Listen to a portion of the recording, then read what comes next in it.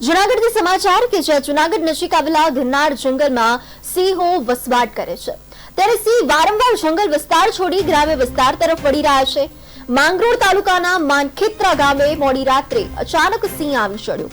અલગ અલગ જગ્યાએ 5 જેટલા પશુઓના મારણ કરતા ગામમાં ભયનો માહોલ સર્જાયો, કારણ કે ખેડૂતો જ્યારે ખેતરે જાય છે ત્યારે ઢાળિયામાં બાંધેલા પશુઓનો સિંહો દ્વારા શિકાર કરવામાં આવે છે, તો બીજી તરફ લાખો રૂપિયાની કિંમતના પશુઓનો સિંહો શિકાર કરી જાય છે।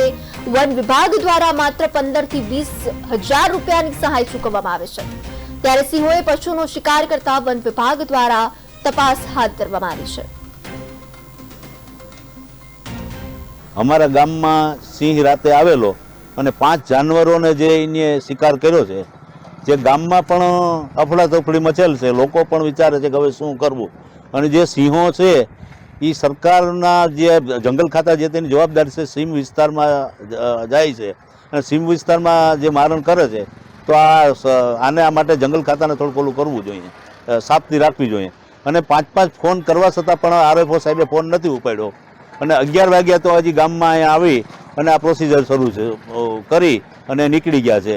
એટલે ખરેખર તો આનો કંઈક બંદોબસ્ત કરી અને વ્યવસ્થા કરવી જોઈએ, નકર ગામના લોકોને કાલ વારે માણસને પણ જીવવાનું ઓલું થાય, તો આ ખરેખર જવાબદારી જંગલ ખાતા। અચાનક બે આવી ચડેલા હતા, જેમાં 3-4 વાછડું, 2-3 ગાયું એનું મારણ કરેલ છે, અને 1-2 ગા તો મરી ગઈ, એકાદી ગા હજી જીવે છે, મારી પોતાની ગા, એને પણ 1-2 પંજાઈ મારી દીધા, અને થોડુંક 1-2 લોચા ગાના એવા સિંહ કાઢી લીધેલ છે।